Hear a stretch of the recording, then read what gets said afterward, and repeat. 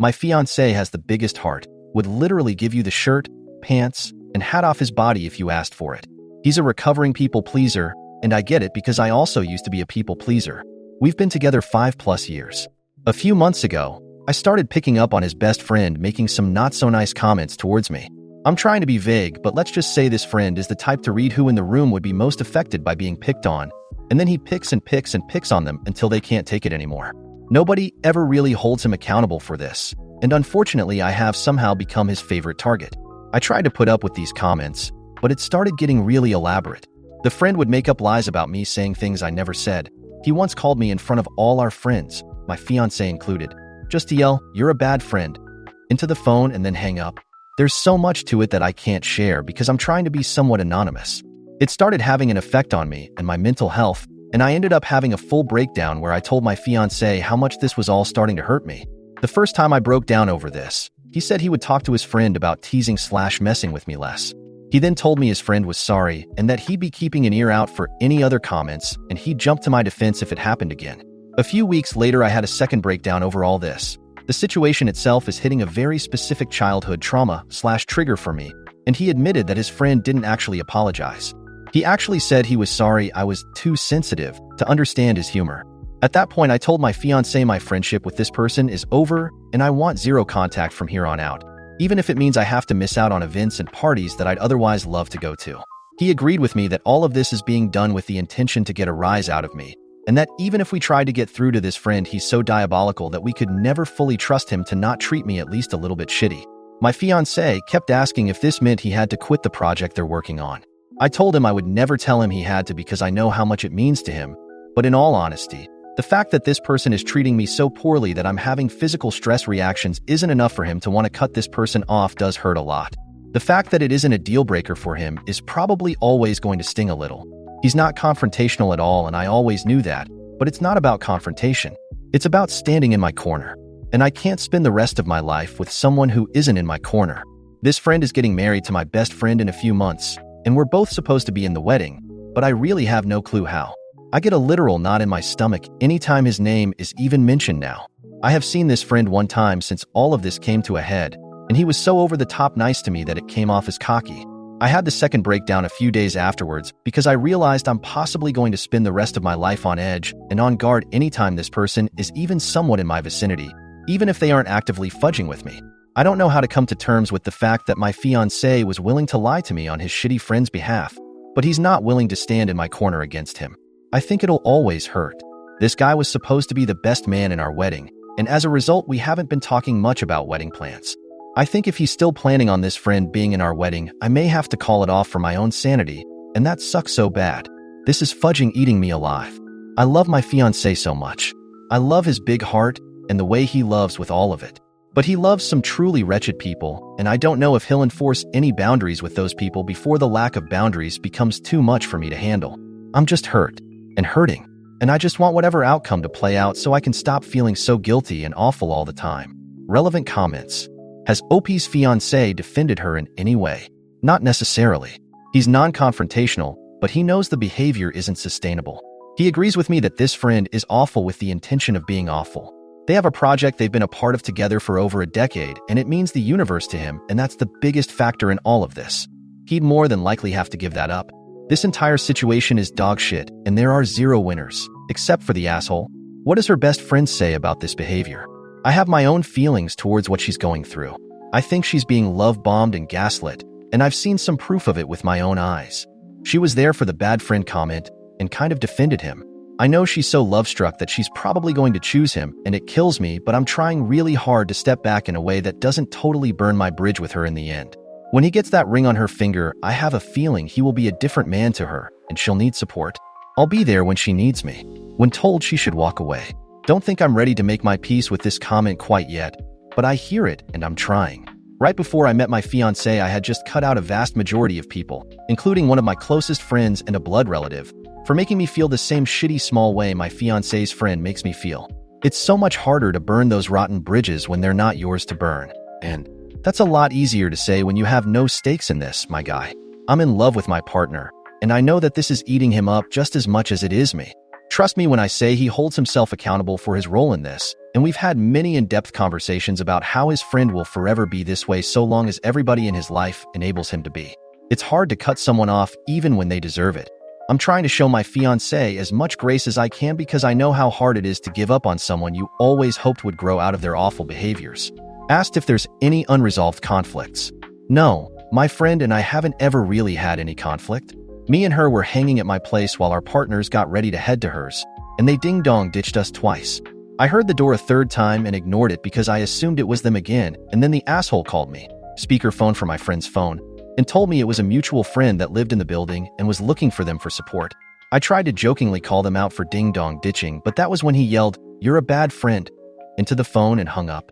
I was really embarrassingly distraught by this and expressed how it was affecting me, and my friend left an hour or two later after we sat in silence. I found out later from my fiancé that all our mutual friends, including him, were in the car and heard that conversation, and everyone felt tense but nobody said anything to him. And it wasn't a joke and wasn't taken as a joke by anyone involved, not just me. After the friend who was knocking on the door went to find them, the asshole called me just to make me feel bad for not opening the door. I could hear the friend that knocked saying, "Hey man, not a big deal, it's fine," real quiet in the background, but no one else spoke up. Trust me, I know these examples seem like they shouldn't be getting to me, but this guy is poking every spot he can on me until he finds one that gives him a reaction, and then he digs and digs. It's hard not to be hurt/triggered when his literal intention is so hurt/trigger me. I know this isn't going to go on much longer. Update 1. Never thought I'd actually update this account out of sheer fudge and embarrassment, but I wanted to share this for those who encourage me to put myself first. I want you all to know my partner absolutely came through and protected me in this. We spent all this time since my last post up until last week communicating and trying to find a resolution and walking through how it got this bad. He took a lot of accountability for that. This is not a case of me giving in. He understands fully that this has only got so bad because it's never been handled correctly, and he had a major hand in that. There were so many more layers to this than a Reddit post ever could have conveyed. The bottom line is we are closer than ever, and after a lot of talking, we decided on my partner sending a firm but not unkind message to his friend explaining the behaviors, explaining that they were hurting his partner, and that it needed to stop. He asked to write up the first draft, and we could go over it together to try to perfect it. Reddit, please know the first draft my partner wrote was so spot on what I needed to read that it instantly shifted us into us versus the problem mode when we've been stuck butting heads for weeks. He laid everything out so clearly and in ways that we hadn't discussed, so I know it came from him. We had to tone down a lot of the big emotions. We really truly gave the message its best shot to address the situation without being hostile. We knew the response would be bad no matter what, but I don't think anything could have fudging prepared us. This man went full scorched earth and blew up everything almost immediately. He insulted my partner. He told him these events didn't happen the way I claim they do. He demanded they meet up alone with a mediator. He even threatened to reach out to my partner's parents to fill them in, which is probably the moment we stopped taking his responses seriously. All of us are almost in our 30s. If once wasn't enough, he threatened it twice. We actually had to call them and warn them that he would be showing up at their place later this week and not to open the door. There's still a good chance he'll attempt it. We stayed respectful throughout all of this, which I feel good about. We didn't stoop to his level. We didn't insult anyone. We asked for basic human respect, and somehow it blew up spectacularly. In the end, we both received a massive wall of text from my, now ex, best friend, fully backing up her man and telling her side of the story, which is so insanely far off from what actually happened that all I can do is laugh. We've been shifting from crying to being dumbstruck to just straight up laughing because of the absurdity. I went into this thinking she was brainwashed, but it turns out I was wrong. They're a perfect match. I wish them all the best. I am sending them one last message setting the record straight, which my partner and I decided together was the best approach apart from just ghosting, before moving on from this entirely. I'm going to make it very clear this is done. Zero contact indefinitely, and I will never look back. My partner and I both deserve way better friends, and we both see that so clearly now. I am so fudging glad I learned my friend's true colors before we dropped $800 on a hotel for their wedding. Thank you to everyone who was kind. Not only did I put myself first in the end, but my partner did too. We're going to take this week in stride and process it all, grieve the friendships we once thought were forever, and at the end of the week we have a conveniently timed vacation to my partner's family cottage. I think we're going to come out of this stronger because we already feel it. Again, thank you to those who had something productive to say. And I've made my peace with all the rest. I guess if the guy does something else outlandish, maybe I'll update, but for now, This chapter is closed and I'm so ready for it to start collecting dust. Relevant comments. When told, victims of abusers do a 180 in their behavior to explain why her best friend is acting the way she is and chose the ex-friend's side. You know, I definitely went into this thinking exactly what you just laid out, but I refused to set myself on fire to keep her warm, and the shit she said in her message about my partner is irredeemable. She can never be a part of our lives again after what was said, out of respect for me and my partner, even if any part of me wanted to hold out hope for her. I hope this is a wake-up call for her, but it won't be me on the other line. And appreciate you and your kind words, friend. This has been hell, but I think we're both just glad to have an outcome. I'll always have love for her, but it will be from a very large distance, and even if by some miracle we reconnect, we will never be as close as we once were without some intense conversations and a lot of growth. Maybe not even then. I don't see that being the case for a very long time. I've made my peace with that. How is the fiancé handling the business with the ex-friend? As well as he can. He stepped down. He is going to find another project eventually. I know it.